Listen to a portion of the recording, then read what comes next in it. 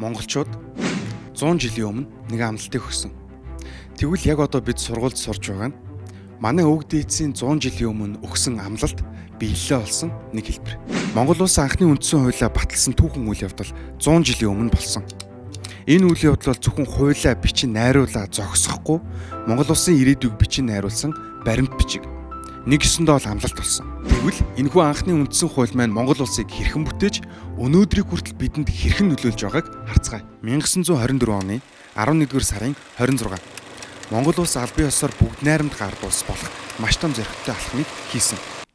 Мэдээж үүний гол шалтгаан нь бидний анхны үндсэн хууль.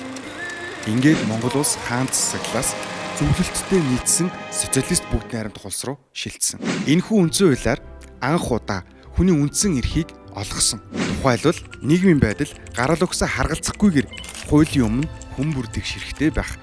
Иргэн бүр боловсрал эзэмших хэрэгтэй. Хэдийгээр социалист жишгээр хязгаарлагддагч үг хэлэх, хэвлэн нийтлэх эрхтэй болсон. Анхны үндсэн хууль нь зөвхөн засаглалын тухай биш.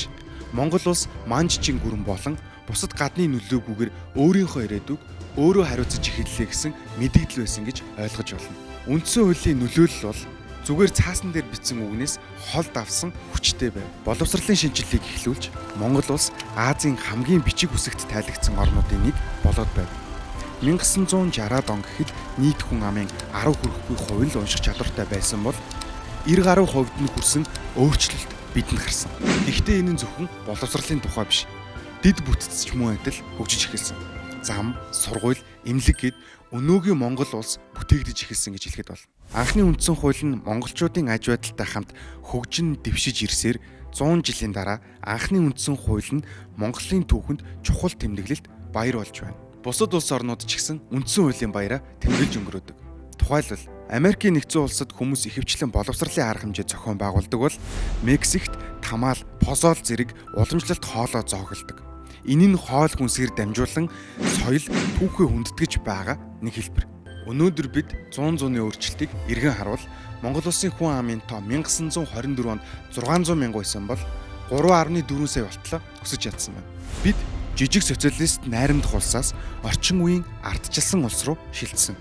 Өнөөдөр бид 1992 оны ардчилсан үндсэн хуулиар амьдарч байгаа хэдий ч эрхтгч байдал, засаглал, тусгаар тогтнолын үндэс нь 1924 онд тавигдсан. Гэхдээ мэдээж анхны үндсэн хууль. Эндээс л бүх зүйл эхэлсэн. Одоо бидний эдэлж байгаа эрх чөлөө буюу сонгуульд саналаа өгөх, үгээ хэлэх, хэвлэн нийтлэх эрх чөлөө, боловсрал эзэмших зэрэг нь 1924 оноос эхэллээ. Энэ нь бид үндсэн хуулиа үргэлж санан дурсаж, тунхаглан тэмдэглэх ёстойг сануулж байна. 1924 оны үндсэн хууль бол зүгээр л нэг хууль биш байсан. Энэ бол Монгол улс үндэстнээ бүтээн байгуулж хөгжин цэцэглэнэ гэсэн амлалт байсан. 100 жилийн дараа ч гэсэн энэ амлалт биелээ олж хэрэгжсээр байна. Тиймээс бидний анхны үндсэн хууль энд байна. Бидний эхлэл.